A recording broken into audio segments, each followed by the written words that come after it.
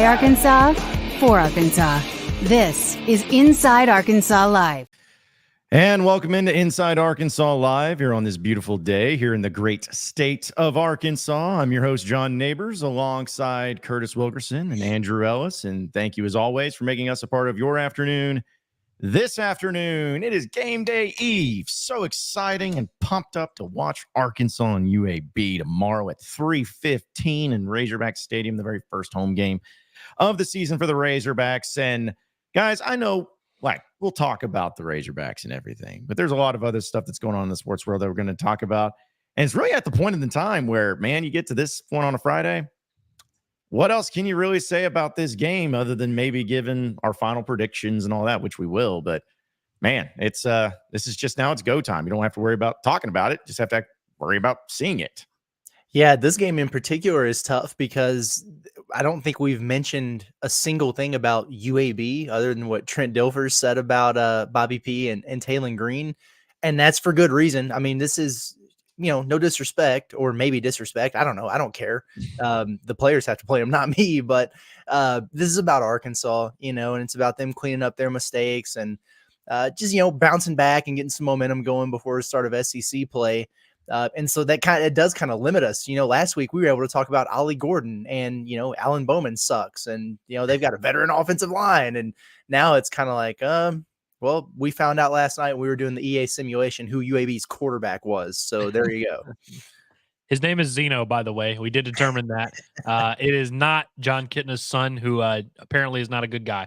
But no, guys, I mean, for anyone in the chat that's going to be annoyed, oh man, why don't y'all talk about the game or whatever? I'm more than happy to answer any questions y'all have about the game. If you have questions about the game, but I feel like we've kind of, like you said, we regurgitated all we need to regurgitate. We really at this point just need this game to happen. We need to get this in the rear view. We need to move on. Next week we'll have a lot of juice. I'm thinking, that Auburn game, it's going to be a lot more of an exciting feel leading up to it. But this definitely feels more like one that we just got to get over with. And so, guys, chat, feel free to just throw your questions, comments, whatever, and we will gladly get to them. But in terms of if you're coming here expecting us to come up with brand new takes about why the Arkansas UAB game is intriguing, I don't know if I can deliver on that today. Yeah, and that's the honesty. One of the things I learned in my years in sports talk radio is that they always said, never say that, you don't have something to talk about and everything. You always have something to talk about, which is true. There's a lot of truth in that because we always do have something to talk about. But I also don't ever want to view it as, okay, well, instead of just saying, hey, on this particular subject, it's been beaten like a dead horse, let's move on, or let's look at it in a different way. I'm not above just being like, yeah, what else do you want us to say? We're not going to regurgitate the same crap. We don't like repeating ourselves. We don't like sitting here and arguing over the same things and, people coming in and saying, do you think Malachi Singleton should be starting quarterback? No, that, all that stuff is out the window. So, we should maybe come up with a name with the Friday show, just being whether it's a pregame show, but just opening it up to be like, all right, you've heard us talk for 4 straight days and plus on all of our content and everything. How about that? How about y'all just pop over and you let us know a little bit? But it was fun, though, last night while watching the EA Sports College Football stream that we did. I guess the final score is Arkansas 42-6, I think was the final, right? Yeah, so, yeah. Solid performance. Yeah. Good showing. Good fourth quarter by the Razorbacks. So, yeah, it was a little boring there in the beginning part of it, but still, overall, it was a pretty good game. So if you missed out on that, we're going to be doing that again next Thursday, which again will be a lot more fun and looking forward to that Auburn game. So I'm legit looking forward to those. I think moving forward. I mean, I had fun with the Oklahoma State one. I just didn't know what to expect. This one was whatever, but these SEC ones are going to get kind of spicy, I think, especially if we do some of the things we were talking about, which is opening up phone lines to have people call in for those. That could be dangerous and also a lot of fun. Yeah, last night was a lot more effective than the Oklahoma State one. It had a lot better ending. I don't want to spoil it for anyone who hadn't seen it. I guess we already did. It's 42-6. But yeah, we had a lot of fun just kind of watching the offense cook, seeing some old faces like Jaden Wilson, who we will no longer be seeing on the field for the Razorbacks. But looking forward to next Thursdays already. Our buddy Pancake Coot, it's just pancakes. Yeah. Just coming in like a monster out there. Well, and I was laughing about it because I remember when I was at SEC Media Days and I brought the EA Sports video game down there, and I would let it play in the background, and it was always Arkansas playing somebody. I had them play Texas, I think 3 times, and Arkansas won all 3 of those games on the simulation. So, we'll get that's further down the road. I'm just saying, sometimes speaks volumes. Yeah, there may be something to be said about it too. So, if you want to check out what our final predictions are for the game and everything, you can check out InsideArkansas.com. We put it up there as far as not only the game itself between Arkansas and UAB, but also some of the games this weekend in the SEC, which I guess, of course, we'll talk about too. But as the apparently clickbaity title that we have here as far as what the Hogs need to have to do this against UAB, that's kind of what I at least wanted to bring up with the poll question, sponsored by Alumni Hall, is simply like, what is it that we need to see or that you want to see from Arkansas tomorrow? Obviously a win. And that's where I always, when I put out those poll questions, I always have to put that in there because some idiot's going to be like, oh, how about a win? How about we see that tomorrow? It's like, yeah, no kidding. But a little bit more specific, be a little bit more creative. So for you guys in particular, just simply, what do you want to see from Arkansas? Like, what do they have to show you tomorrow?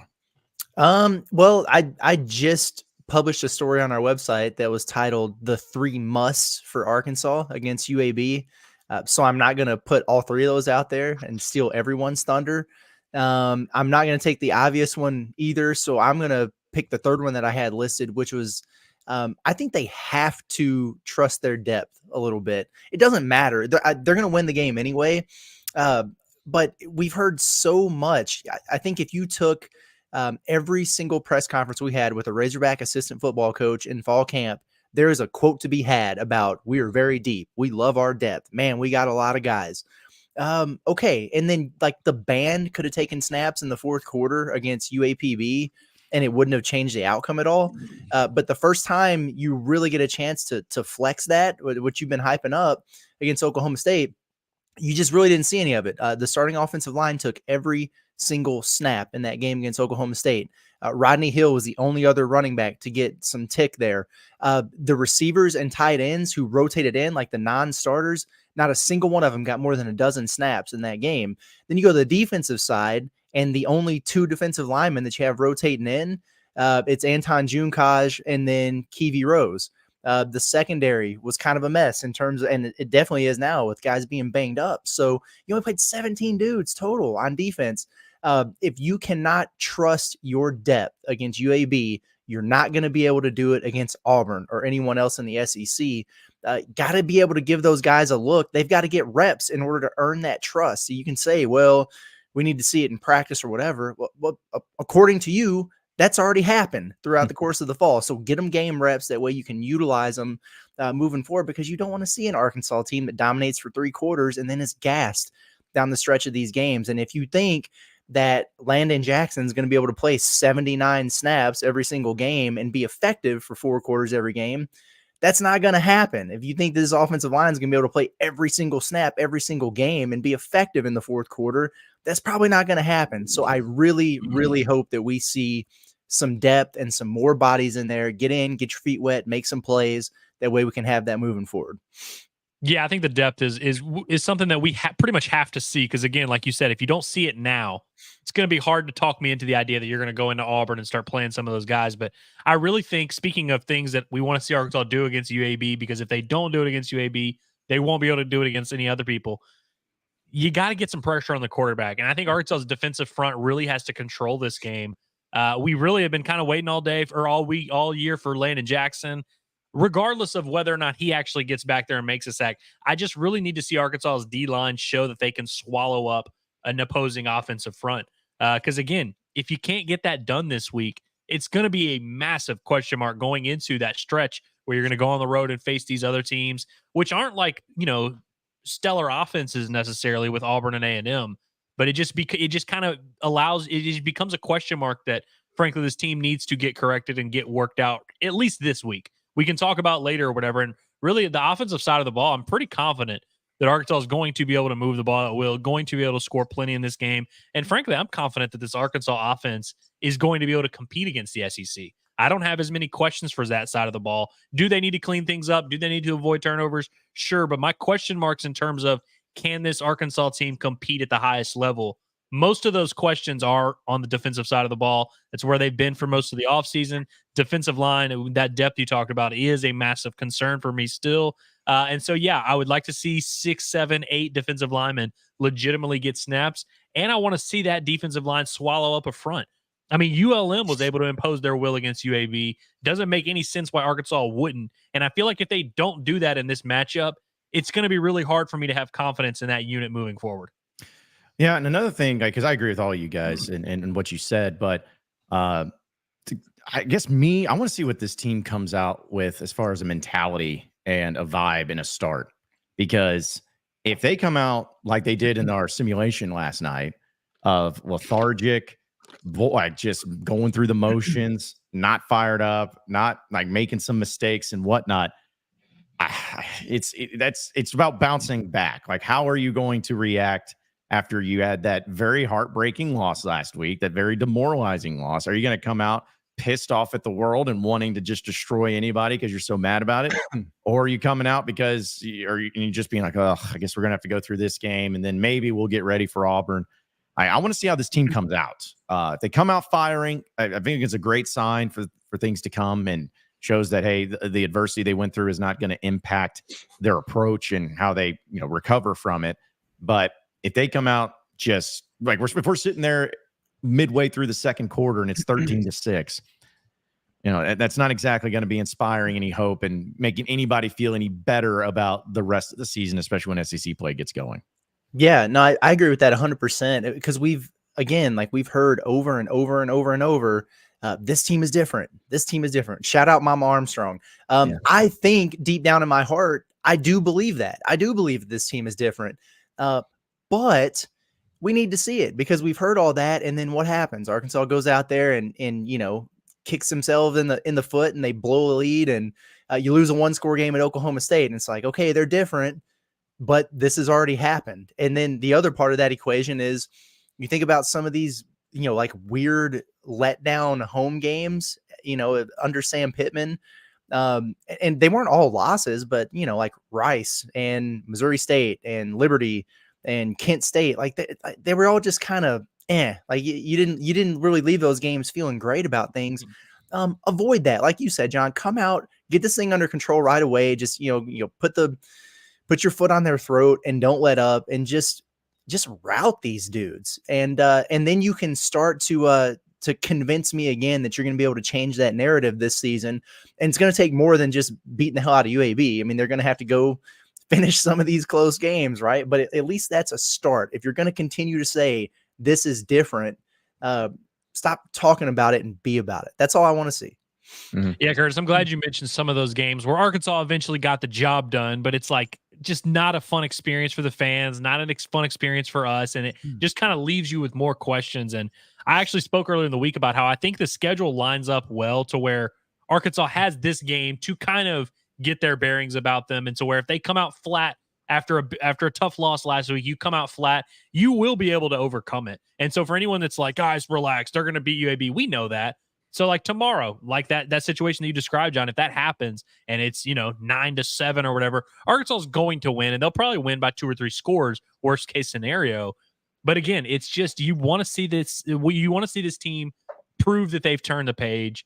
You don't want there to be any weird stuff going on. I mean, we can clearly see on paper and just by seeing what UAB's done, this is a superior football team at Arkansas. They're should have no issue with this matchup. And so I feel like it's not going to be the end of the world if they have a little bit of a sluggish performance, but it would do a lot in terms of kind of building that confidence moving forward, allow fans to kind of say, hey, you know what? This team is different. We can actually, the season's not over. Because if you come out there and just lay an egg, even if you end up winning by 3 scores, it's going to leave a sour taste in the fans' mouth. And like I've said, you don't get to play at home that much. This is your first one. It should be pretty easy to get worked up for this one, especially after you got punched in the mouth last week. Well, and I'm glad you brought it up because that was another thing I think just from the fans' perspective that I will assume that they want to see. They have not felt good leaving Razorback Stadium since the Ole Miss game of 2022. There was not a single game last year in Fayetteville that fans left that game feeling good. The only game that they won at home was against Kent State and Florida International, or I guess 2 games. you guys talked about, like, no one left that game feeling good. Like, that was terrible. And then by Florida International, you were 4-7. So it's like, you know, you aren't feeling good. So it's just, that's another thing is for all that is holy, go out there in front of your home fans in Fayetteville in your home stadium and at least give them something to feel good about leaving the stadium, because it's been a long time since they've had anything to feel good about here in Fayetteville. And, you know, I was just looking back at last year's games, which I know it's last year and it's different this year, but man, it just is a painful reminder just how bad you were at home. Like, your worst games were at home, your best games were away, and that's not the way it should be. So also, just come out and do something at home in Fayetteville for a change. Just look good. Man. You know, I knew that, like, that wasn't lost on me, but to hear you say that out loud, like the only 2 wins at home last year with those games, that's crazy. And so what were the games they lost? Like, they blew the early 2-score lead and lost to BYU. Yep. The 7-3 with Mississippi State. They got the hell beat out of them by Auburn. Yep. And Missouri. FIU. Yeah. Yeah. FIU, they won, and then Missouri, they got smoked. Missouri. Jeez Louise. Yeah. See, that's what I'm saying. That's rough. They got to put on for the fans. That's crazy. Yeah. Because I remember as a season ticket holder, as I went to every game last year, except for the Kent State one. That was the thing, is I didn't get to go to that game because I had a wedding that I had to go to. It's only the second Fayetteville game I've missed since '97. No flex. But I was just like sitting there, and I have, like, you know, I sit next to the same people, like the guys in front of me that have the same tickets, and we're just sitting there after that Missouri game. We're like, why did we do this year? Like, why did we even show up to these games? Because I've never seen a team perform so well away from Fayetteville, even when they lost. But they went on the road against LSU and lost by 3. They lost by 7 Ole Miss. They lost by 3 to Alabama. They beat Florida.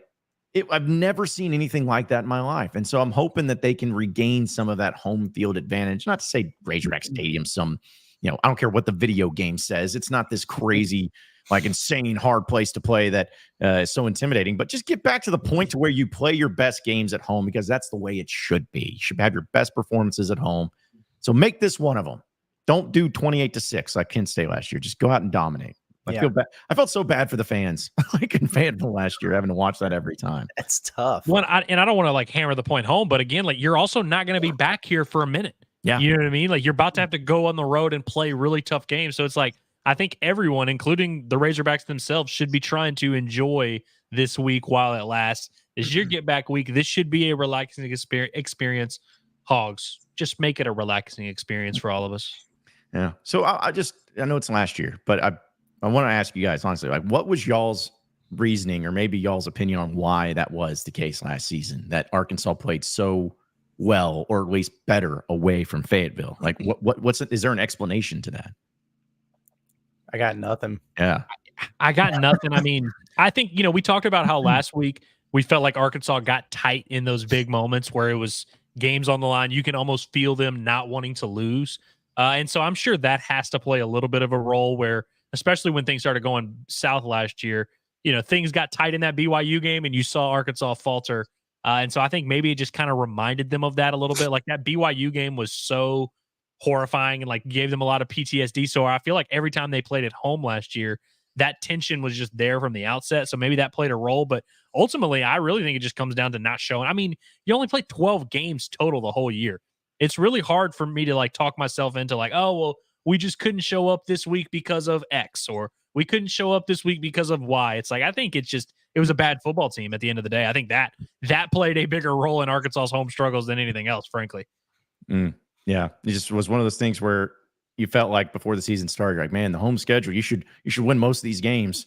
You got your easiest part of it at home, and you didn't win any of those SEC games at home. So yeah, try to right that ship and get back to that, because I guess it's 2 weeks in between. Yeah, because I got Auburn and A&M down in Arlington, and then Tennessee coming to town, which I'm sure Tennessee will be a decent team coming into Fayetteville. So yeah, you gotta get it. You gotta get after it too. They look pretty darn good so far. Man, like, I still don't know, like, exact. I know we'll talk about the SEC and everything, but there's still a few teams I'm not totally sure on and how good they are or whatever. But let's get to some of your chats, folks, if you want in on it. And of course, if you throw a charitable donation and a sponsored comment, those will always get read first. At least try to be.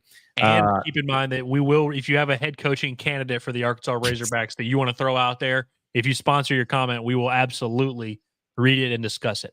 Yes, as long as we don't get a Randy Rainwater and it ends up being, Buster Nut or somebody like that. Hugh Janus. Yeah, we'll have to make sure that we avoid those things. So Eureka String says, "Hey fellas, what do y'all expect the crowd to be like tomorrow?" I think it'll be a good crowd. Yeah. I think it's going to be a solid crowd. I think they'll be excited. I think they'll be loud. I'm sure I bet they'll announce over 70,000. I don't know how many will be there. What do we think? 68? I was going to go 64, 65. Like, I think that'll be the actual attendance. I don't know what. Yeah, the announced, you're right. It'll probably be 130. Yeah. Can we also, not to go on, can we, I hate that more than anything in the world, announced attendance. Like, I cannot stand that stuff. Like, in 2024, the year of our Lord, there should be a way of getting an accurate number of how many people are watching that game in that stadium. And I hate that stuff. I mean, they just scan them when they walk in. So it's like, I don't understand how that happens. It was really getting me last year during basketball season when it was like, 19-2. And I'm looking around at like that Vanderbilt game. And it's like, there might be 6,000 people in here, man. This is crazy. Yeah. Like, I just don't understand what the point of that is. I guess it's like, you afraid someone's going to use it against you or whatever? Like, I don't know. It just is so aggravating where I was trying to look up. I was like, okay, well, let's see what the Kent State game was attendance last year. And it's like, look at the attendance, 74,000. I'm like, nope, there was not 74,000 people there. I will say though, in terms of the crowd tomorrow, I feel like with a home opener, if you were planning to go to the home opener, you're going to go to the home opener. Like, you probably planned this weeks ago. Like, I wonder how many people, obviously them losing, I'm sure you could say it affects the crowd, but it's like, you think there's any people who were planning to go to the game that, like, now that they lost to Oklahoma State, they're like, now I'm not going to go watch the Blazers play. You know what I mean? Like, I think if you were going to that game, you're probably going anyway, which is why, and it being the first game, I still think it's going to be a pretty healthy crowd, I'd imagine. Yeah. And also throw in, I guess it's like family day or family weekend or whatever it is. It's always going to have some people. And the weather looks decent enough. Like, it's going to be warmer, but it's going to be fine. So all the sorority girls will have their horrified dads in attendance. Yep. It's going to be great. And then Dixon Street will just turn into quite a thing afterwards. It's always interesting on family weekend when everybody gets into town. I gotta tell this story real quick. Go ahead. That just reminds me. When the last game I attended, and you guys know this, before I started working the beat, was the San Jose State loss. And my buddy, who's the best man in my wedding, his name's Dave. He was with me for that game, and we went down to Dixon afterwards, and it was just it was very solemn, very weird vibes. But we were in the little the food truck area or whatever, and we were sitting at one of those little picnic tables that was out there. And I don't know why I'm telling this story, but there was this chick who was sitting at the opposite end of the table, and she was just munching on some noodles. Like, I don't know whatever truck you can get some noodles from out there. She was going after it, and she kept looking at my buddy, and she wound up writing her phone number on the napkin that she had like wiped her mouth. It was like a stained napkin that she had wiped her mouth on, and she wrote her number on it and handed it to him. It was like, you need to give me a call later. And then she walked off with her noodles. Did he give her a call? It was awkward, man. No. Well, I shouldn't. He probably did when I wasn't paying attention. But yeah, it's tough stuff, man. Dude, yeah, that's the type of stuff where I almost feel like you have to call just to see what happens. On a stained napkin, they get a phone number written on. That's special right there. That's special. Mm-hmm. Yeah. No, the family weekend stuff usually is where, probably sounds inappropriate, but it is when you got all like the old dads that suddenly start feeling like they're in college again on Dixon Street, and then you got the old moms that suddenly start feeling like they still got it, and so there's a lot of things that end up going down there. A bunch of Urban Meyers running around. Yes. So some Urban Meyers and ironically enough, they're all wearing like quarter zips. Yeah. Dude, there's nobody that loves going to Dixon Street more than an assistant coach of a random sport at the University of Arkansas. Assistant coaches love Dixon Street. Yeah, fun fact. I think I told you all that story I remember last year I saw Dan Enos at tin roof at like 1 a.m. on a Friday night, 2 weeks before the season. Just Attaboy. chilling. And I'm still like, waiting on an email back from Danny Knows. no, I got lost. Must have went to a spam folder. You're going to have to send him a new one. Dan Pinos at uark.com. That was, I forgot about that. I remember when I heard that from last year when he was responding to emails where I'm like, okay, it's got to be With laughing emojis. Dude, Yeah. you know you're not mad whenever you're using laughing emojis. Yeah. I'm just like, dude, it's like, this has to be a troll. There's no way it's true. And it's like, actually it was. I'm like, yep, this season, it's toast.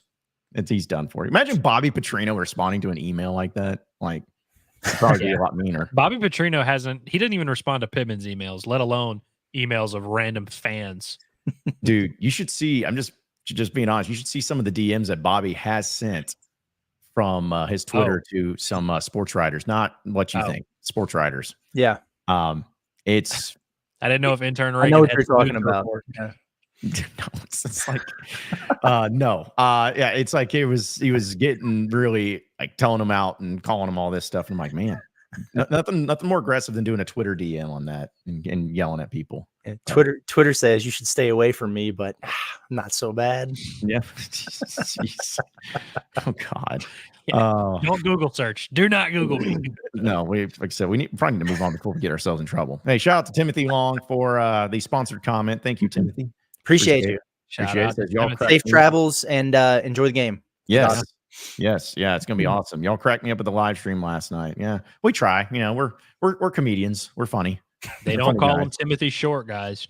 That's right. Yes. That's right. God. But no, it is fun. And that's where I agree with y'all. Like once we get to the SEC games, it'll be fun and intense and doing phone lines and stuff. It's like we could even set it up to where if we wanted to have like special guests in there too, to just like talk. I don't know. Like, yeah, we need to get a guest for sure. Someone, Hudson Clark, we nominate you. We'll shoot you. Yeah, everybody just go into the chat for those and then just spam a bunch of money in there. That'll be his NIL payment. So we can, that way it's legal. Yeah, I know. I think that'd be fun to do stuff like that, man. Just to just sit there and watch a fake video game. Like everyone was laughing last night. They're like, what am I doing watching three grown men watch a fake video game or fake football games? Like, it's fun. It is fun. Had a good time. Yeah. I was having a tough time explaining that concept to Hillary. Like, these guys are watching us, and she's like, "Oh, y'all are playing the game." I'm like, "Well, no, we're playing the commentating. Like, we're not playing the game. We're playing like Brad Nessler. That we're doing that." Let's see. We're talking about what people wanted to see tomorrow in the game. Dalton's Motorsports says, "I'd like to see a close 50-50 offense, over 500 yards of offense again, better use of the tight ends, at least 4 running backs getting multiple carries, and the front 7 dominating the line of scrimmage." I like all those things. Yeah. Yeah, we had a question yesterday about Luke Has and like, is he not a good fit for Petrino's offense? Which I actually do think is a little bit overblown because he's been banged up and it's 2 weeks in and he played like 12 snaps in week 1. But I think at some point we do need to kind of have that conversation of like, well, we thought Luke Has might be one of those guys that potentially led the team in receiving or was like in that mix. And he seems not only not there, but pretty far away from that. So I'll be interested to see what his usage looks like. I felt like he was coming off the field more than I wanted him to, but he really wasn't. As I went through and looked at it, I think Luke has wound up playing over 70 snaps. And PFF only had Tesla at 12. Yeah, that is interesting.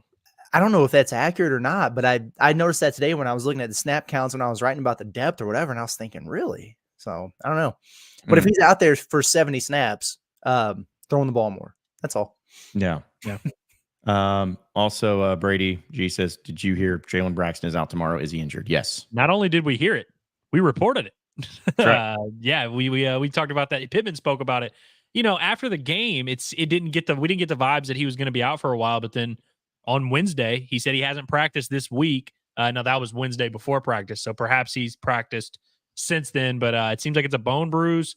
Doesn't seem super optimistic about his chances to play, and Hudson Clark almost certainly not playing. Right. And then later that night at the Catfish Hole, he was referring to Jaheim Singletary as his starting corner. And that's just me connecting dots. But I feel like if Singletary's starting at corner and Marquise Robinson is back, then Braxton's probably not expected to play.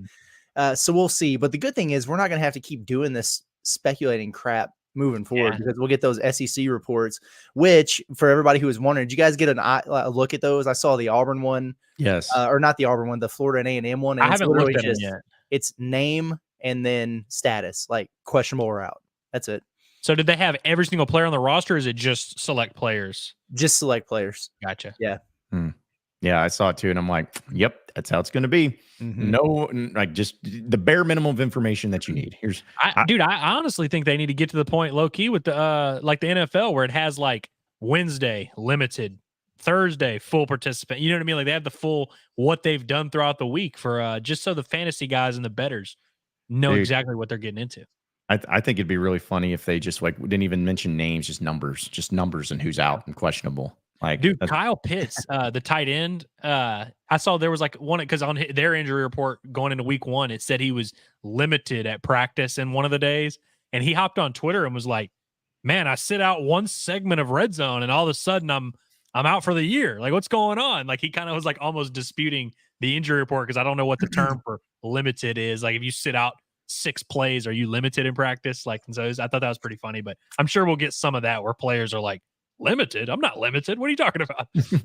Yeah. Well, also, it's not breaking news, but it is something to note. So Auburn has benched officially Peyton Thorne. He's not going to be playing this weekend. Well, that's bad news. Nope. Just he's benched, and redshirt freshman Hank Brown will start. Hank Brown? Hank the cow dog? This is bad news for Arkansas. Like, yeah, I've already seen this in the chat a few times. Like, oh, they're starting redshirt. I realized that he torched Arkansas last year. You want to see Peyton Thorne. The fact that Auburn didn't go out and get a quarterback in the portal is crazy. And they just thought all of a sudden this is going to become a good thing for them. I would rather see Peyton Thorne than Hank. I don't even know who Hank Brown is. Don't care. No, yeah. I can't believe like last year when Peyton Thorne lit up Arkansas, that was what made it so stunning, is because I know how limited he really is. Speaking of limited. But also, didn't Hugh Freeze come out like Monday and offer like a pretty detailed defense of Peyton Thorne of like, well, you know, he's the guy. He's our guy. We support him. He's been dominating in practice. So I'm wondering what happened between Monday and Thursday to where he's like, you know what, actually, that's a little bit of a red flag there. Yeah. But I agree, Curtis. Yeah, you would rather Peyton Thorne, and also, even if they were going to start the redshirt freshman, wouldn't you have rather Peyton Thorne go out there this week, suck, and then they have the redshirt freshman's first start being against Arkansas, or I guess maybe getting some stuff on tape. Maybe that helps. Yeah, well, I'm just looking at Hank Brown. Man, if there was ever an Auburn-looking quarterback there, that's him. Whoa. What's that mean? Yeah, you just look at his picture. You'll see. But he was a 3-star coming out of high school, and he's from Nashville, Tennessee. He went to Lipscomb, and yeah, that's pretty much all we got on him. So he went to Lipscomb and then transferred to Auburn? Or sorry, Lipscomb Academy was his high school. I was like, wow, that's interesting. Yeah. No, so he's God. Yeah. Yeah, no, that kid, hey, cover your beverages whenever you're around that kid. That's crazy. Crazy. Jeez. Yeah. So, okay. Well, so that'll be something to watch for, though, if you're an Arkansas fan, is seeing how he does against New Mexico, and if he ends up performing well or not. And if he does, then you're in trouble. I can't get over Hank Brown, a 19-year-old kid named Hank Brown. Hank Brown. Like that's. He doesn't look like a Hank Brown, frankly. Like he looks like an Auburn quarterback. He doesn't look like his name would be Hank. Yeah, looks like if there was a guy named Atticus, like we talked about the other day, it's like that would have been the guy. He looks like a kid that would be named Easton. Yep, looks like I could see that, an Easton or Trent, maybe. God, we're just like, can we get his picture up here so people in the chat know what we're talking about? Like, I just want people to look at him. Yeah. Well, we can like that's the thing is like I feel bad. It's like we're just roasting this kid over here. That's like not even. It's like just I didn't even play the game. I can't wait to watch Hank the Cowdog sling it this weekend for Auburn. And they're playing New Mexico, right? Yes, which I'm pretty sure wasn't that the team that beat them last year? No, New Mexico State beat them with that quarterback from Vandy. New Mexico State is actually competent. New Mexico, the Lobos are not. Gotcha. I ain't saying nothing about Hank Brown. You guys can talk all the issue one. I'm not doing it because I know what's going to happen next week. I ain't saying a word. But see, the thing is, So the thing is it's like, yeah, I know it's going to happen, but that's why it's like, what does it matter if we talk about it or not? It's just like, yeah, well, we talk about it or not talk about it, more than likely it's going to happen. Kept trying to pull up the pictures. I'm not scared of Hank Brown. I'm standing on it. This kid sucks. I'm just kidding. Auburn fans, don't yell at us. We're just messing around. We're just having some fun. It's Friday before the UAB game. I know, like it's like, what do you want us to do? Like, be serious and stuff and talk about the game? We could talk to y'all about UAB's D line. Instead, here's why Auburn's quarterback looks like a frat kid. Yeah, like I kept trying to, get him up there and everything, but geez, there's just like I can't get all the pictures are in different files. It doesn't matter. It's just look them up, folks. Just go ahead and do it. Yeah, just give them a look. Does not matter. Let's see. Yeah, Addison's like, hey, Hank Brown, a potential first rounder, Andrew. So, wonder what potentially. Well, his father was a 3-time All-American and a national champion at Wheaton College in soccer. All right. So okay, good nugget. So take that. It's a good nugget there. Also, this is kind of random, but also something interesting, I think, from Pooh Bear to Plug. He says, screw last year. Can we talk about why Pittman has not brought in zero 5-star linemen to the Hill? 5-star lineman. Had a 5-star offensive lineman ever come to the Hill? Yeah, I don't know if they've ever had literally one. I don't remember one, but that because if you're trying to compare it to Georgia when he was at Georgia, don't. That's a whole different thing. Because even when Sam Pittman was here at Arkansas, they did really good in recruiting, but like I think the highest rated lineman they ever got was like Frank Ragnow. I know Kirkland was pretty high too, but yeah.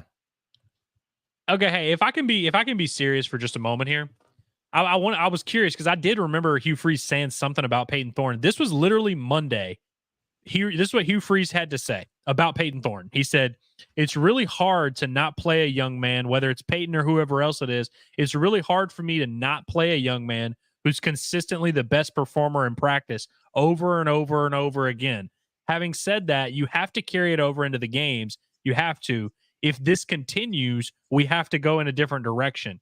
He literally said that Monday, like basically standing on it, being like, Peyton Thorne's going to be our quarterback. And then now Friday, they're like, oh, yeah, actually, he's not. Yeah.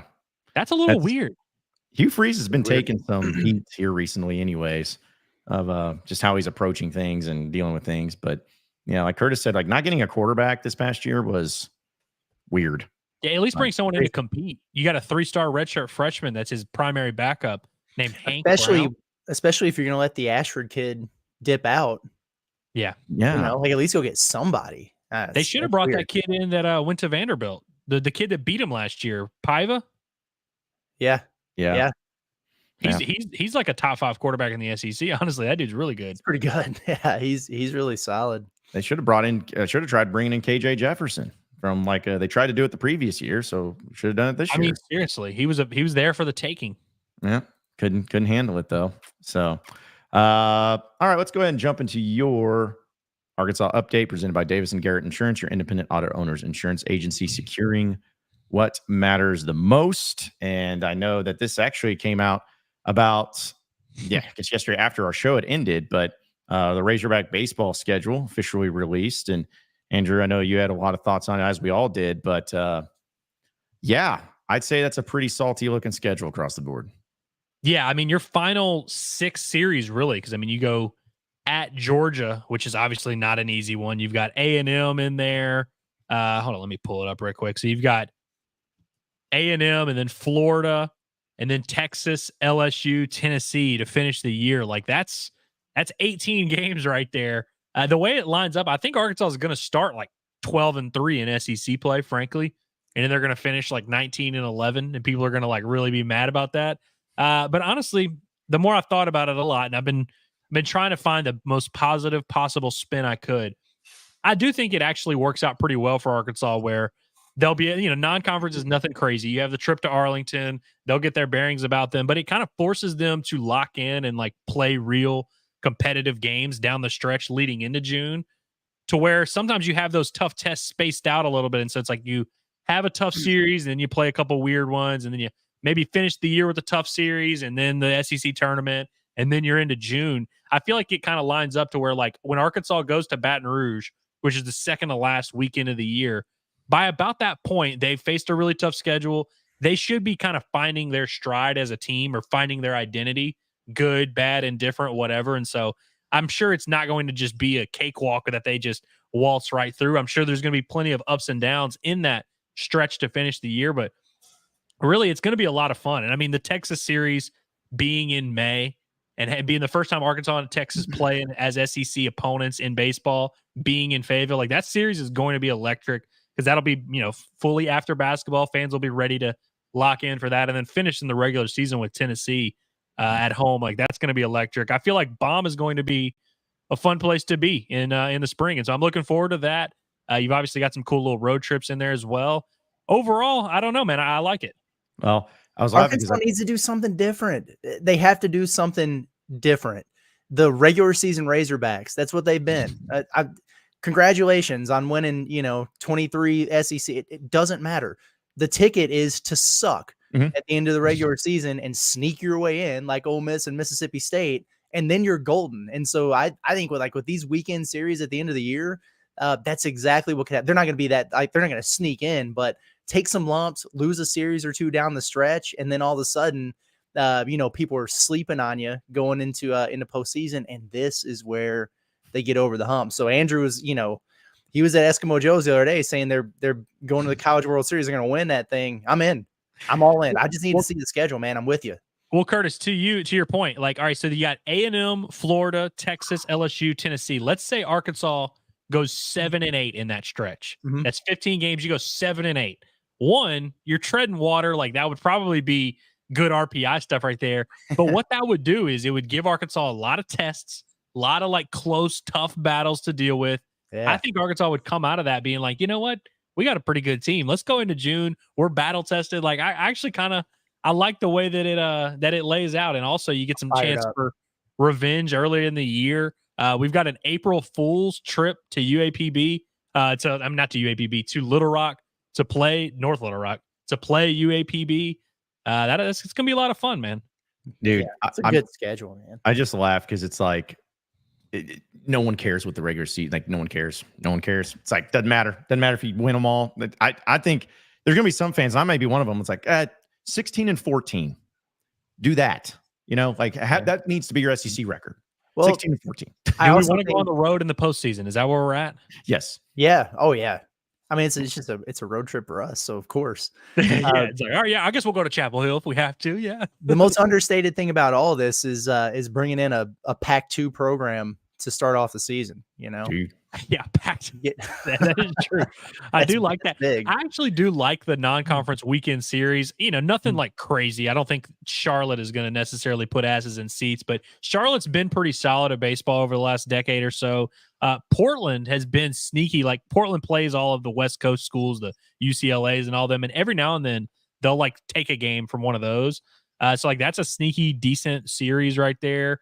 I think it's gonna be. I mean, the trip to Arlington is always a pretty good fun trip, and so we'll see. I haven't done the math yet and started seeing, like, which weekends are what for basketball and all that, but I like the way it settles out, because the first 6 weeks of the season, no one's going to be paying attention because of the regular season Razorbacks thing, and because Coach Cal is going to have this team headed to the Final Four.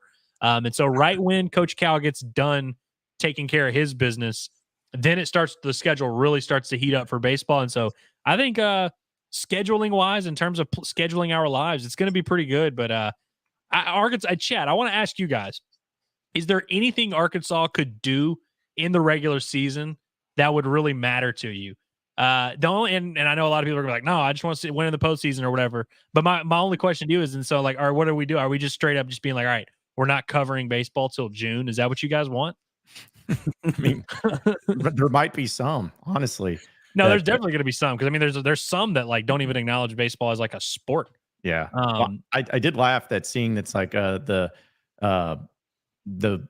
I guess the back-to-back winners of the Fayetteville Regional, Arkansas is going to be facing off against with Kansas State and TCU in the Arlington series. If they lose both those games, they are not allowed to play purple teams ever again. Like that means that there's 100% something to it about the purple. The purple is just like the it's like the Achilles heel for Arkansas, the purple teams. But yeah. And by the way, I guguess I should also mention that Arkansas is going to get their chance to be, because they're the other end of that for Oklahoma State. Arkansas is Oklahoma State's daddy in the postseason. Now they're going to get to face him in the preseason in a few weeks here. So I think that's kind of fun. You get to like be the boogeyman and go face your own boogeyman. But I will say, just in terms of like regular season things we're looking for, what I don't want to see is Arkansas being 10th and 11th in the SEC and hitting 9th in runs scored and all that. And so it's like, if Arkansas ends up having a legit like top 5 lineup in the SEC, I'm gonna be insufferable, because I will be shoving those numbers down everyone's throats and Brent Iredale, blah, blah, you know. And so like but I will say, because frankly, we knew when we went to Arlington last year, we knew that team wasn't it. Let's just be honest. We kept it, and I say I kept it buried deep down inside me, kind of giving them the benefit of the doubt, but we knew that team didn't have it. There was a weird vibes in Arlington. And I think, I'm just hoping I feel something a little different. Are you sure that just wasn't the credit card machines that were giving you the weird vibes? Arlington was an eye-opening trip. A lot of red flags were raised on that trip. Mm-hmm. A lot of different areas. And it wasn't just from the Razorbacks. But yeah, it kind of reminded me too of this schedule, and I'm sure you remember it too, Curtis. Like, I guess, was it 2 years ago when Arkansas ended the season against Bama, Tennessee, and Kentucky in basketball? Yeah. It's like, that's what you end with: Texas, LSU, and Tennessee. Like, that is, you're talking about Texas, obviously, with Schloss there. I'm sure there'll be some heat in that building. I kind of forgot about that, frankly, but that'll be. Yeah, and then you got LSU, of course, being LSU, and then Tennessee, the defending champs. So, yeah, gonna be a great one, and I'm sure it'll go on, because I want to respond to Zach, because he's like, John's saying no and acting like he won't be living and dying with each pitch once the season is here. No, I mean, I will be, but the thing is like, as far as me caring, it won't matter. Like, if Arkansas if they go and win every SEC series again, how many Razorback fans are going to be like, oh yeah, we're going to go to the World Series, no problem? No, there's no reason to believe that. But you know what I do actually? I do like the idea of Arkansas having a good regular season and everyone around the country, not just in Arkansas, doing the thing of like, oh, but they'll choke. And then it's like, if we get to Omaha, it's like, all right, now what? Because you've been saying we were going to choke. Now here we are. Now you got to face the fucking Reaper. You know what I mean? So, all right. I think that was our first F-bomb here on the Inside Arkansas Live. One for the history books. Listen, Great. We brought up baseball on a random Friday in the fall. It was bound to come out at some point. But I will also say, scrimmage today, 2:30. Everyone be there. Everyone be there. I was going to read. There's another comment I highlighted there, but because SCT's like, John, we've been to the College World Series like 5 of the last 7 years. That's not true. I don't think they have, right? They haven't. No, they've gone 0 of the last 2. I know that, but 2021 they didn't go. Yeah, they've only gone 3 times since like 2016, and that was 18, 19, and 22. So yeah. But no, it's not a mere 3 of 8 or whatever. Yeah, but which is great, but still, it's like, the problem is your best teams are the ones that end up not going anywhere, or at least your best teams on paper. Right. So, also, I just love that. Love that Mr. Bloodline just comes flying in with a basketball question. Why are we having a preseason game against Kansas? I want some warm-up games first. It is a warm-up game. It's literally an exhibition. I was like, well, I mean, do you not want to play Kansas in an exhibition game? Because I feel like that's actually better to play Kansas in an exhibition game. But I could be wrong. I don't know. I think that's going to be fun. And I mean, well, also they have 2 real exhibitions, right? Mm-hmm. So I mean, this team's going to be battle tested. I feel like people complain when they play Rogers State. Yeah, they're like, oh, why don't you play a real team? And right. I mean, real teams, and it's like, I'm sure that John Brown would tune them up for the week 1 game against Baylor. No, you get Kansas, you get TCU. That's great. Yeah, I love that. One of the beauty of it is, like, if Arkansas gets smoked in those games, exhibitions, who cares? They got smoked against Texas, didn't matter. But if they win, watch out. Still doesn't matter. No, it'll matter if they win. It still doesn't matter, because the last time that happened, Arkansas didn't make the tournament, and the team that they beat was in the championship game. Dude, it's crazy that Purdue game was less than a year ago. Nuts, isn't it? It really is crazy. That feels like a different lifetime ago. Yep. I mean, you talk about where everything was in place to feeling like, at least I was feeling like, man, this is it. If this is the worst this team's going to be, they're brand new players and they just went up against one of the most experienced teams and the best player in the country, blah, blah, blah. They did that. Man, I don't know if they're going to lose a game this year. They may win 30. And then they didn't. Dude, I cannot believe that team that beat Purdue in the exhibition just didn't have it, man. That's crazy. Yeah, because what did Duke end up doing in the tournament? They go to the Elite Eight, I think. Either Sweet 16 or Elite Eight. Yeah, they definitely made second weekend, and they lost to NC State. So then you have Arkansas, who beat both those teams, and nothing to show for it. Sad. Hey, enough about the past. They should have counted for the BPI. I'll die on that hill. When Arkansas was kind of on the bubble, I was like, man, really wish they had that Purdue win. Dude, well, I love that we all went through our the pains of last season and all the three major sports in today's stream alone, like all football, basketball, and then we're baseball. Doing anything we can to not talk about this UAB game. Yeah, doing our best not to. To be fair, we opened it up to the chat and like nobody cared. Nobody was like, wait, no, I do want to know about the game tomorrow. Yeah, this is true. Hey, let me tell you something, buddy. Nobody's hating on the NAIA. I am the NAIA. I'm the poster child of NAIA. I played NAIA basketball and I coached it for a decade. I love me some NAIA, and we would have beat the hell out of John Brown too. There you go. It makes me wonder, Curtis, right now, no warm-ups. You go out and you shoot 100 free throws. How many are you making right now? If I go out and shoot 100 free throws, is that what you said? Right now? Right now. Like, you put on your shoes and you go outside and you go to a gym. 70.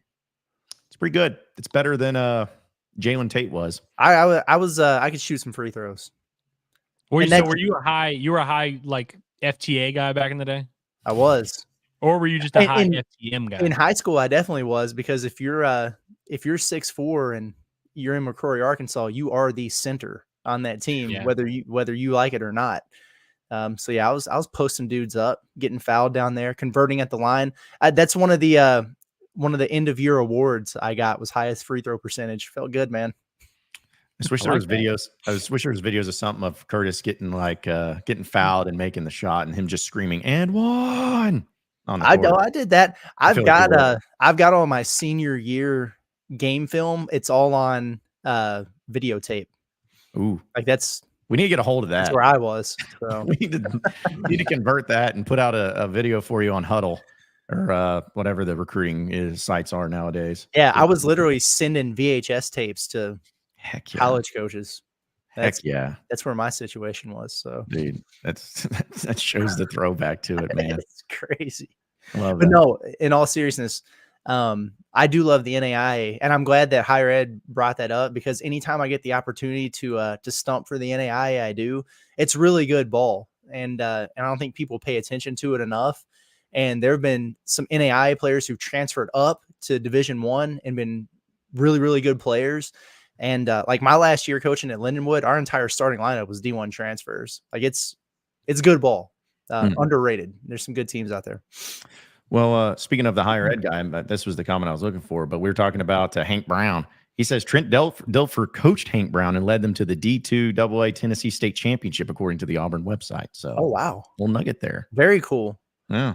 So somebody's going to have to ask that question, right? Right. Yep. Yeah. Pittman's going to, or Pittman or whoever, or Travis Williams needs to hit up Trent Dilfer after game. Be like, hey, what can you tell me about Hank Brown and the weaknesses he's got? John and Curtis, did I just hear one of y'all say that I wasn't money at the stripe in junior high? Is that what I heard y'all say? No. Did y'all say I wasn't money at the charity stripe in junior high? You were not.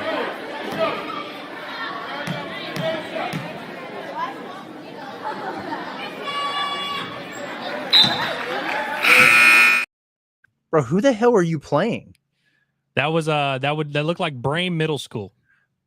Those dudes were middle school. Were you just very short? Yeah. I was a point guard, just I got you. General, setting it up. Good stuff. I like that. but when you put me on the line, I make you pay. In those games that finish like 27-25, you need a guy that can do that. I've noticed that Andrew has his entire life just Yeah. locked and loaded on his phone. Yesterday, we were like, hey, you got any old school photos? Before John's message even came through, Andrew had already sent one. I was like, wow. And it was his baseball one. ready. It's just like he has that one set on his favorites. He's like, is anybody asked for an old picture? That's the one I'm Perks of sending. being younger. I didn't even have a cell phone you know what it until was? I was a junior in high school, and it damn sure didn't have a camera on it. So See, my senior year, I got I don't know, not the phone I have now, but however far back my photos on my phone go, I got that phone like December of my senior year of high school. So if I scroll all the way to the top on my photos, it's like my senior year, like prom and all that, like right away. And so I just scrolled all the way to the top. Was like, oh, there's a baseball one. that's good stuff. I like it. No, I like this from Finch. He says, no, not that one. Hayden says, is Andrew the Chris Likes of Inside Arkansas? No, yeah, I definitely was the Chris Likes of Pineville Junior High. That's for sure. Yeah, see, I have zero like photos or videos or anything of me playing in high school because I didn't play sports in high school because I tore my Achilles tendon when I was 16 years old. That's the reason why. I'd be in the pros right now, obviously, if that didn't happen. Yeah. Or your Achilles. Yep. Actually, I tore my and all the same injury. I tore 4 tendons and 2 ligaments in my ankle. Dang, all man. the same injury. What'd you do? That's a brutal injury, honestly. Yeah, it was pretty rough. So I was actually, ironically enough, I was playing basketball in my cul-de-sac with a buddy, and I went up for a rebound, and my foot landed on his shoe and like that. Flipped over. That's the worst. I know. And they gave me a choice. Like when I went to like go to the doctor, like, okay, you can have surgery on it, get it repaired. You can come back like quicker, but you could give you some problems later in life, or you can just go through physical therapy and heal it naturally, but you're going to be out 18 months. So I was like, had to make a decision. You were like, I'm just done playing sports. I think I'll just call it a day. Yeah. That'll do. Well, because at least in my thought process is I'm like, dude, and you guys probably know this when you played sports, you being out for like 6 months or 12 months in high school sports, you're never going to play unless you're just like, you know, the top tier athlete, which I wasn't. So like, yeah, I just looked at it as like, man, I'm going to be so far behind. There ain't no reason. So It's brutal. Yep. I said I'd be playing big leagues right now. I did not know that Mr. Bloodline was Shannon Sharpe. That's crazy. Ew. That's nuts. Congrats. Another star in the chat. That's big time. Dude. Yeah. Shout The out more to Michelle. sports, the more I've learned about that, or more I've heard about that Shannon Sharpe thing, I'm like, dude, like the fact that he's trying to play this off still as an accident is so absurd. Hey, did y'all see Jason Whitlock, who I've been a hater of Jason Whitlock forever? He did a very funny thing yesterday. Did y'all see that? He did. I know what you're talking about. Go for it though. That was good. He like was like, oh, accidentally went live on my phone during lunch or whatever, and it's like he set his phone down like and it's like he had like Wendy's, McDonald's, like all these little fast food items, and he was just moaning, going to town, eating them. It was so funny. Yeah, that was really good. That was a good one. I cannot. It's like the same 2 or 3 clips that just keep getting recirculated with him and Ochocinco. I can't stop watching it. Ochocinco is hilarious during all that. Dude, shout out to Ochocinco. I never heard you talk like that, huh? Shout out to Ochocinco because he's a diehard McDonald's guy. Mm-hmm. He ate McDonald's all through his NFL career. He eats it like 5-6 times a week. And he's like, I've never been like had any serious injuries, never had any like health issues, never whatever. So he's like adamant. He's like dying on this hill that like McDonald's is good for you, like for you. And it's like, I think it's just to tell you like professional athletes are just different people. Yes. You should never listen. Like just because they played sports at a high level means absolutely nothing. Yeah. Well, it's like, you know, like I always think back, like Michael Jordan was like smoking cigars like crazy and just like going golfing the day before a game. It's like he had like a sunburn almost, like his like skin, like during the finals, you could tell when they played in Phoenix. It's like, oh wow, he's been outside all week. Yeah, dude. And also I was thinking about when you're talking about Chad Ochocinco and laughing, I was like, you know, I'm gonna be honest, which obviously let's just hope and pray that type of thing never happens to any of us here on this stream. But if something like that did, the other two, it's gonna like, there's gonna be some humor and some laughing and some poking fun and all of that. Like it's 100% gonna happen. Yeah, so, 1000%. Yeah. Let's just not try that. All right. Let's just not go that route. Because that's none of us will be able to unhear for the rest of our lives. Jeez. And I had this other thing. Oh, Yeah, I was talking about Finch. He's like, obviously, y'all didn't see the lineup when they started the other unnamed show prior to Inside Arkansas. Curtis looked like a whole head taller than everyone. You know why? Because he is. He is a whole head taller than all of us. None of you I was guys a little are worried short. about this. I was a little worried about this when me and Curtis did the post-game accountability outside of Oklahoma State. We were standing up, and I was like, geez.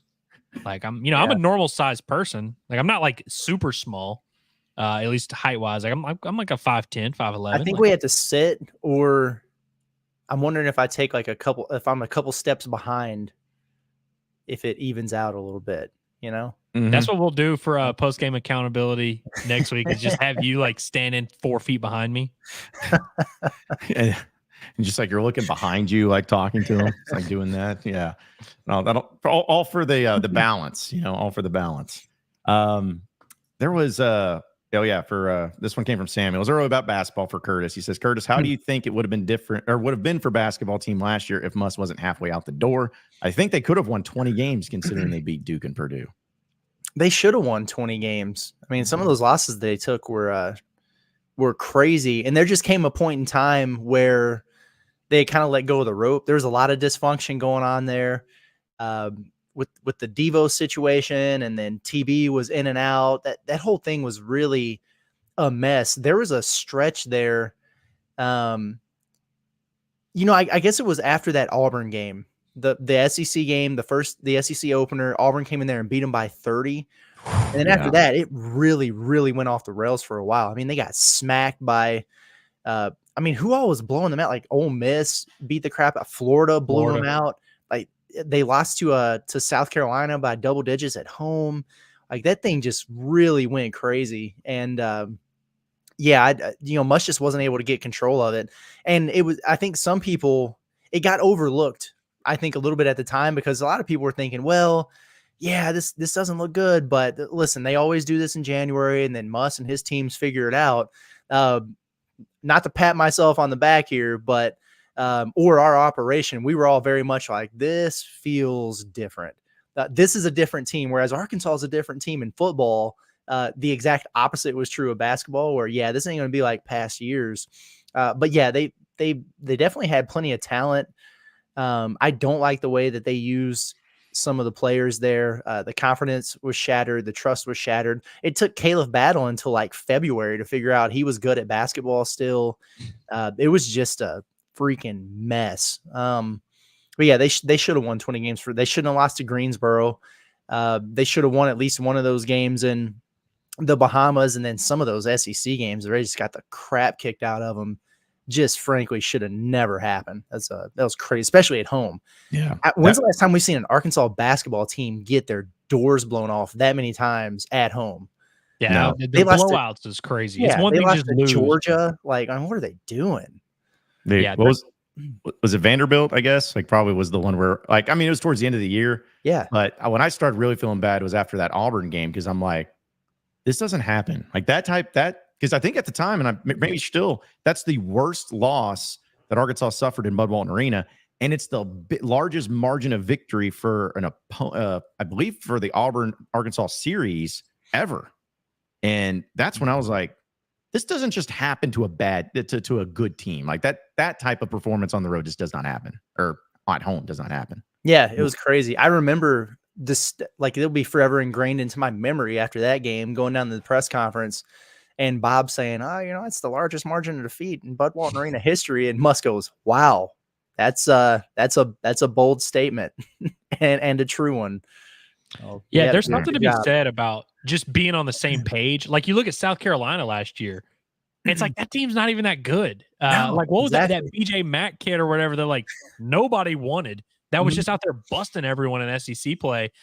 So it's like, when you're talking about what could have happened and playing the what if game, I know it sounds optimistic to be like, hey, they could have won 7-8 more games, but they could have, and they really probably should have. And I mean, you just think like going into the year also, what made it so tough to fathom is that we felt like this team from the roster construction had a pretty high floor. Like going into the year, there was no real, we didn't think they were going to have to do the whole adjustment period where they suck in December and January. Like I remember that being a big narrative going into the season. So it was different where the team with 12 freshmen, you kind of expected, all right, if they're getting busted a little bit earlier in the year, you kind of expect that. with this group that was a full like junior, senior laden roster and seemed pretty well rounded all around. Like them losing the way they did early in that year. I mean, and the fact that they lost to Greensboro, like they just don't. That was another thing. You talk about things that Arkansas just doesn't normally do. Right. They hadn't lost a game like that under Muss, literally. So it's like they started just finding new ways to be inept. And man, you could tell that team just really when it would go bad, it would go real bad. I mean, like looking at some of these losses, lost by 32 to Auburn at home, lost by 10 at Georgia, lost by 22 at Florida, lost by 13 at home to South Carolina, lost by 26 at Ole Miss. 26? Did LSU beat them up too? They lost by 21 at LSU. They lost by 29 at home to Tennessee. Lost at Mississippi State. That was a close game. Then they started figuring it out a little bit. But then, you lose that game to Vanderbilt at home.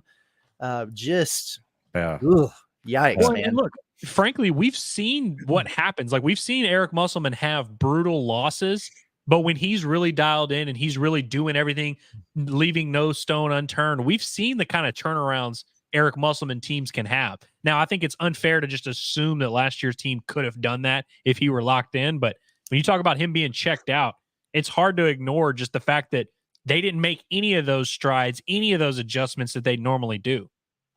Yeah, I was actually thinking about this for like a fun trivia question about that season since we're talking about it. And Curtis, I'm sure you know this off the top of your head, but I thought it was interesting. There were only 3 different players that had one game where they led the team in scoring. Can you name those 3 players and what games they led in scoring? 3. Hang on. Say that again. Don't you love my wording? You had 3 players. There was only 3 players that had one game where they led the team in scoring. So can you name those just one time in the year? Oh, I see. So not like T Mark did it 16 times or right. Okay. These 3 players did it once. Can you name who it was and what the game was? Keon Minifield against that one. Did he do Keon it twice? 2. Oh, dang. Yeah. Devo? Nope. Devo not one time led the team in scoring last year. That's in a game. crazy. L. Ellis. That's one. I don't know who he did it against. He did it against Greensboro. No, he did it against Old Dominion where he had 17. Third game of the season. Right. That's right. Let's see. Mekhi Mitchell. That's one. I thought he would have done it more than that. Nope, just one. And that was on the road against Mississippi State in the game that Muss was pissed about that they should have won. He had 21 points in that game. Did Jalen Graham? Yeah, I was going to say, I want to. Not Jalen Graham. No. Chandler Lawson. Nope. Brazil? Nope. I know Brazil didn't. Yeah. Who else was even on the team? Who was on the team? Oh, did Joseph Pinion do it? Nope. No, I was Layden Blocker. Layden Blocker. Who was it against? He did it on the road against Florida. He had 14 points. I remember that game. Yeah, when you said Pinion, because there was that game, they got the crap beat out of them, but they actually played Blocker and Pinion, and people were like, "This is it." I do remember what we needed. The Blocker fans were out and about after that Florida game. That's right. That was the Florida game. I want to say was like either the second or third, or no. It was right before we launched. Yeah, we were in the office like the Saturday before we launched. Oh, yep. Gosh. Yeah. So I just thought, I saw those names. I'm like, oof. That is insane. Dude, 2024 will be a year I never forget in my life for so many horrible reasons. And potentially, hopefully, in hindsight, we'll be like, it worked out. But like, good Lord, some of the worst moments of my life happened this year. And we're talking about them right now. Yep. All of them right now. Jeez. Yikes, man. Yeah. So we could go down memory lane on that terrible season. This was fun. And whatever. So this is a trauma-based episode of Inside Arkansas Live. We've been dealing with a lot of demons here. Yeah. Except for me hitting that free throw. That was pretty sick. Yeah, that's true. That was the highlight. Put that one on the podcast and on the socials afterwards. To just clip it and put it up there. That's the highlight of today's show. But hey, listen, we're rolling with it. Let's just go ahead and roll into it too, because the higher ed guy says to add to the non-UAB talk. Who do you think was the greatest Razorback in each of the 3 main sports? I feel like this is a really McFadden, far and away. And are we going Corliss Williamson? I would go Corliss. I'd say I love if these we're taking Corliss, man. Arkansas careers, he was the greatest Razorback. Greatest Razorback. Yeah, best not player best on the pro best career. team. Yeah. And he had, 2 Final Four runs. And he was the All-American, big nasty. I think it was the tournament MVP of '94 too, if I'm not mistaken. So Made Rasheed Wallace cry. I mean, come on. Yeah. Now baseball, I mean, that's So I'm not going Kevin Kopps here. I'm just going to tell you right now. Simply because he had a 6-year career and 4 of those years were pretty tough. yeah. Yeah, maybe best season or whatever, but yeah, and and frankly, now to think about it, like Benintendi only had 2 years at Arkansas. So I'm gonna go Hagen Smith. I don't care. I mean, statistically speaking. Well, and here's another thing: is Hagen is gonna age well, I would imagine, because he's gonna play in the big leagues or whatever. But I think Hagen's gonna be one where it's like whatever the criteria was. If you want to take his Arkansas career, it goes toe to toe with anyone. If you want to go just like his best season, it goes toe to toe with anyone. If you want to go with just best talent, he goes toe to toe with anyone. Hagen's sneaky in this debate, but if you want to go with postseason. Hey, but even postseason, he had some good postseason moments. He just gave up 7 runs against Kansas State. We went to a World Series. So, yeah, he was instrumental. He struck out Rock Reggio, so he had that at least. But honestly, like one that I would throw in, and for baseball, because I think baseball is probably one of the more difficult ones. But the reason I would say Benintendi, this is the only reason why, is because the only reason that team made the World Series that year was because of Andrew Benintendi. That team, and then talk to the players, like Tyler Spoon, good friend of ours. Like he admits it. He's like, we weren't that great of a team, but Benintendi was that next level. So I'd give Benny Biceps the look there. I like Benintendi too, and I will say Benintendi also has an impact that goes further than just his one season. I feel like I was in high school at the time. Like everybody in the college baseball world was talking about Benintendi, but I feel like there's a lot of national, he got a lot of prospects in the future to come to Arkansas just because they saw his success and how quickly he was able to go to the big leagues. Like I feel like his impact almost goes further than just that one season. Yeah, no, I agree. So yeah, good question there. Let's go ahead and look at some of the weekend stuff. Hey, it's part of our new sponsor here on Inside Arkansas Live with a nice little glowy graphic and all the stuff to go along with it. We appreciate BetSaracen for officially partnering with us here at Inside Arkansas, and be sure to download the BetSaracen app. You can find it available on any of the whether it's an Apple or Google Play. It's available there on the store. It's the number one sports betting app in the state of Arkansas, and it's not close, and there's a reason why, because it's the best. So download them today. Again, it's the BetSaracen, or you can get the betting at betsaracen.com. All right, so let's talk about tonight's game, actually, because I think that tonight's game is, as we talked about, a little underrated. It's a top 25 matchup, technically, as you have Arizona and Kansas State in this one, being played at Bill Snyder's family stadium there in Manhattan. Kansas State -7 over-under at 60.5. How are y'all feeling about this one in a top 20 game? I guess a conference game of Arizona. Well, and Kansas State. I really, really like Arizona's quarterback and top receiver. And honestly, if you go and look at Kansas State's secondary and some of the chunk plays they gave up through the air against Tulane last week, I could see Arizona kind of dicing that up. I mean, it is at Kansas State. And I think that Arizona's running back might be out. I think I saw that right before we started. But I like Arizona here. For whatever reason, I've watched more Arizona football in the last year than I probably should have. But they're sneaky good, man. And I think not only am I going to take them to cover, I think I'm going to take them out right, personally. I like that pick a lot too, and for a lot of the same reasons. Arizona's weird where their quarterback their coach leaves and goes to, was it Washington? I think so. I can't remember where he went. Their coach leaves, and everyone kind of assumed like, oh man, our quarterback's going to leave. But then him and the receiver, the running back, and all these guys, they all decide to come back, which I think is cool. And I think that quarterback is like maybe a top 10 to 20 quarterback in the entire country. That receiver, McMillan, might be the literal best receiver in the country. They had a weird week last week against Northern Colorado, but the week before that, they put up 60 on New Mexico. I think that offense it's going to be a very high scoring game. And frankly, that quarterback, Avery Johnson at Kansas State, super shaky. Like he had a rough week last week. They end up kind of making it happen even without him. But I think Kansas State, they looked a lot worse than the score indicates of that Tulane game. I honestly feel bad for the boys in NOLA. They kind of blew that one. And so I don't think Kansas State's as bad as they looked last weekend, but I do think that, like you said, that defense is going to have some issues. I think Arizona, that's going to be a fun game. I might just bet the over here and say whatever. Yeah, this one, I don't know. I just feel like it's going to be an under.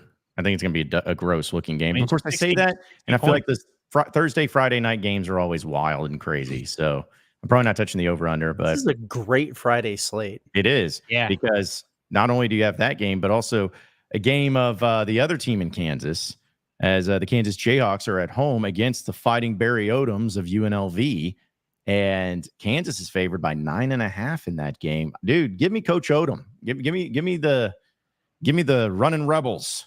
I like UNLV to cover that. I probably would have picked them outright had Kansas not just dropped one to Illinois. Yeah. Like, I feel this definitely has their attention maybe a little bit more now. I wouldn't be surprised, honestly, if UNLV walked out of there with a win. But yeah, 9.5, that seems like a lot in this game. UNLV's pretty good. The line has changed a half since I checked this morning. It was 9.5. Now it's down to 9. I'm seeing. Oh, there you go. But UNLV, I would have expected Kansas to be like 4 or 5 point favorites, frankly. Like I think Kansas is probably going to win. They should be favored, even after coming off that weird performance. I'm with you though, Curtis. Like, I don't like the idea that they just dropped one, so they're going to be pretty motivated. Short week, and UNLV's looked unstoppable. I mean, they really hammered Houston, who really pushed Oklahoma last week. So like that win looks even more impressive. They put up 70 on whoever the hell they played last week. I think it's almost like too obvious. You have the team in UNLV that's been unbeatable, and then Kansas, who's been pretty shaky in their first 2 games. They're replacing some pieces.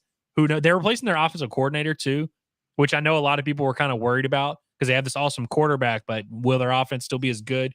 I do think Kansas, like, the line is almost so fishy that I like Kansas. Where I'm like, they shouldn't be favored by 9 in this game, but they are, which makes me think that like something's going on that idiots like us are not picking up on. Well, I'm gonna stick with the future Razorback head coach Barry Odom, and there you go. Go with that. Another marquee win for him. I know, like on InsideArkansas.com is where we did our SEC picks. So if you want to check those out, we'll talk more about the other games in the SEC. So if everyone's like, hey, why don't you talk about this game? InsideArkansas.com, and you can check it out. The one that I actually find pretty fascinating, that maybe I shouldn't, but another team here in the state of Arkansas, the Arkansas State Red Wolves against the Michigan Wolverines. This game being played in the Big House, and according to BetSaracen, Arkansas State is at plus 22.5. I think I know they're the Red Wolves, but they'll always be the Indians to me. I'm taking A-State, baby. I think I'm not saying they're winning, but I think they're covering. I think Michigan beats them by 50 plus. I was going to say, this is my lock of the week, dude. This is my absolute take it to the grave lock of the week. Michigan has looked really shaky. I mean, their 2 games, they've looked rough. I mean, they obviously got beat up by Texas, but they didn't look that great in week 1 against Fresno either. I think Arkansas State is not very good. They got a fraudulent win against UCA, which they did not deserve. I think Michigan, I mean, this spread is just too small. Like, there's no case for Arkansas State making this a like close game, right? Like, there's no way it's going to be like a 1-score game. I think people just think Michigan's offense is so bad that they'll not score enough, but it's like they can score 38 here. They don't need to pass it a single time in this game. Yeah, they should be able to score. They should be able to win 38-3 just with their eyes closed. I think like it would take something weird. Like Arkansas State would have to get a turnover to and have to like put up 14 to 20 points, which against Michigan, they could very well not score at all. Dude, I can't believe y'all have no faith in Butch Jones. Like, what the crap? I do not have faith in the champion of life. Disrespectful, huh? Yeah. Well, I did. Well, the reason I was kind of feeling is because I saw the over/under is set at 47.5 in this one, and I'm like, I mean, see, okay, that's interesting. So that means basically, if you're doing the math, there 47.5, 23-point spread. That's like a 34-13 type of game. I don't think Arkansas State scores 13. Well, I don't know if they score at all. That's I'm like I really like they're gonna have to score multiple touchdowns to like stay in this, and I don't know, man. Right, they don't have to score. It just has to be like a 20-0 game, and I'll win. So, yeah. 21-0, 3 touchdowns, and just call it good. So yeah, that one's just of course going with the other state. How about I guess you can't call it. I think this is the rivalry. You can't call it the Civil War anymore because they changed it. War. It's the Civil War in Oregon. I know it needs to stay that way. Oregon and Oregon State. This one, Oregon State's the home team, but Oregon is favored by 16.5 points on the road against the Beavers of the Pac-2. I think they do it. At some point, I really feel like, I don't know, like I'm not that concerned about Oregon. They have not looked good in the first 2 weeks. They've got a ton of talent. I think I'm still actually bought in on them being a playoff contender by the end of the season. At some point, they're going to figure it out, and I think it's going to be this week. I think they're going to roll Oregon State. I think so too, and it's another one where it's like almost too obvious. The team that's been super struggling week 1 and 2, Oregon. I mean, they won by 3 against Boise State as 20-point favorites. And you're going on the road in Corvallis, which frankly is not an easy place to go, but I think this is going to be an easy one for them to get up for. DJU ain't walking back through that door for the Beavs, okay? No, that's true. Jaquiz Rogers ain't walking through that door for the Beavs either. Yeah, I do think it's just one of those where Oregon might not be quite as good as we thought they were preseason, but I do agree with you where I'm like, I'm not like all the way to where I'm like, they're not a top 10 team. I think they will finally at some point, they'll show up and show out. But I also said last night, I was like, hey, I've been betting against Arizona State and I'm doing it again. They are my daddy. I'll just go ahead and admit that they are my daddy. But I don't think Oregon, and Oregon's the opposite because I bet on them both times and they've not covered. If they don't cover this week, then I actually might consider jumping off the Oregon bandwagon. There we go. What do y'all think about the team that Arkansas just played, Oklahoma State, 18.5 point favorites against the Tulsa Golden Hurricanes in Tulsa? Yeah, I don't know what Tulsa's got going on. I think they're going to cruise. I do too. It's the same thing. They are at Tulsa, right? Yeah. Yep. That's weird, but yeah, I think Oklahoma State probably gets it done there. This strikes me as okay, everybody relax. Ollie Gordon's still good at football game for them, maybe. So yeah, and I think Gundy's too stupid. I mean, I will say he lost some stupid games last year, but like, I don't think Gundy is like going to just have them lay an egg after a big win like that. I think they'll be able to carry the momentum at least to win, you know. And I mean, 18 points is not a small number, but I don't know. I think they should be able to win by 3 scores here. Well, what about because these are just a bunch of really intense games, but what about the battle of the biggest game of the 2007 football season that changed the entire landscape of the national championship game? The West Virginia Mountaineers against the Pittsburgh Panthers.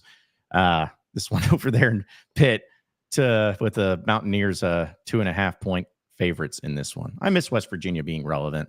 They're kind of fun, but you know, West Virginia. I have no idea how Pitt's done this year. I don't know anything about them. No clue. But I wound up watching quite a bit of that West Virginia Penn State game, and they weren't bad. So sure, I'll go West Virginia just because of that. That's the only game I've watched of either of these teams as well. And you said it's at Pitt? Yep. So we got some home dogs here? Yep. I like the Panthers. I kind of like Pitt. Is Pat Narduzzi still their head coach? Probably. I don't know. Kenny Pickett ain't walking through that door, is he? Yeah, I remember when Kenny Pickett did the fake slide? Yep. Awesome. Legendary. Changed the rule.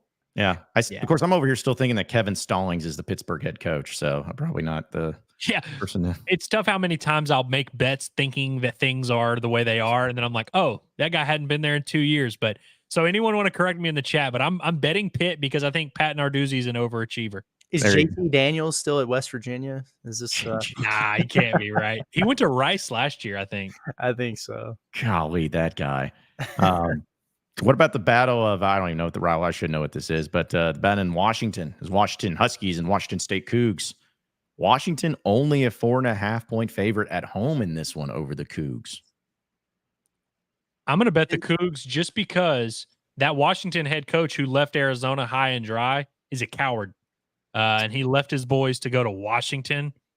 Get out of here. And then the boys decided to stay. I think he made the wrong decision. He should have stayed at Arizona and been competing for a playoff spot. I'm going Washington for one reason and one reason only. Will Rogers. I forgot he's there, but yes, he is. That's it. That's game That's manager. all I got. That's all you need. Yep. You really like the dump off pass? Love it. It's my favorite thing. Really love the check down, eh? He's the only player on either team that I know. So I'm not going to give this line because it doesn't matter. But do you guys happen to know Georgia Tech Yellow Jackets are playing a team called VMI? One, do you happen to know what VMI stands for? And two, do you happen to know what the mascot is? I feel like I know VMI because of basketball. Mhm. It's from Virginia something institution. military. Boom. Military? Okay. Yep. And if you happen to know the mascot, I'll really be respectful of you. The cadets. The Keydets. Dang it. The Keydets? It's Keydets. What is that? Do we know what that is? I have no idea. I've been trying to look it up on Wikipedia because I keep seeing them like because I always thought it was the cadets, and he was like, no, it's the Keydets, and I'm like, that's not how you spell cadets. So I don't know. I may have to look it up, but Somebody in the chat's gonna know that. Yeah. I know. So that's always the thing. Is like, what do we need Google and Wikipedia when we They got have the a chat? spread on that game yet? Yeah, it's 42.5 points in favor of Georgia Tech. I don't think they cover. I think they run the ball too much. 38-6. Oh man. Let's see a couple more here before I know we got just a few minutes left. Well, what do y'all think of the Battle of Colorado? A lot of the battles here. Colorado Buffaloes, Coach Prime, who is basically Dunzo, but it seems like going up against Colorado State. Colorado State, the home team, but also 7.5-point underdogs. I'm taking Colorado State. That game was crazy last year. Yeah. But Colorado State covers. Colorado wins. Okay. I think I'm going to bet on Colorado to cover the spread. They're 0-2 against the spread this year. They are very much not good. And I have no idea what's going on at Colorado State, but they got embarrassed in that game last year, right? Like Colorado got upset and they really didn't like that. Ruined the game day experience. Shadur Sanders, perfect timing. If you took Arkansas's offensive line from last year and you just removed Brady Latham from it, like you just took him off and you just had the other four guys there, that's what Colorado's offensive line is this year. They're bad. Like it's the worst. I've never seen anything like it. It's so bad, man. Yeah. Is Jordan Dominic still there? Should I even ask? I bet he's not. I think he was a 6-year guy last year. Yeah. Is Slusher still there? If he is, he's probably out with an injury. Yeah, probably so. Real quick, few one, because I know like there are NFL games a little bit. Just I thought some of them that kind of stood out were pretty fascinating to me, even though the NFL is always the toughest one. What do you think about this one? The Jacksonville Jaguars, Cleveland Browns. Jacksonville's 3-point favorites at home. Jacksonville blew a lead. Cleveland looks like trash. Well, if you do the transitive property, Jacksonville blew a lead to Miami, who just got hammered. But no, I think Deshaun Watson is a criminal, and I think he's really bad at football at this point. His teammates don't seem to like him that much. I don't know how you can bet on the Cleveland Browns and feel good about it, but I don't know. Trevor Lawrence has been shaky, man. He's always shaky. He's good. He's clearly good, but I will just never believe in him to the fullest. Like I can never have confidence in him. Prosecuting a man for desiring the touch of a woman in a professional setting is crazy. I don't watch the NFL, so I don't care. Jacksonville. There you go. I like it.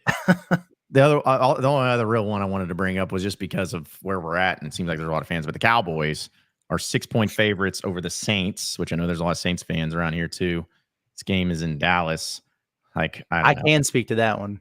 Yeah, Cowboys, Saints. You do the club dub thing, you're done. Yeah, true. Good point.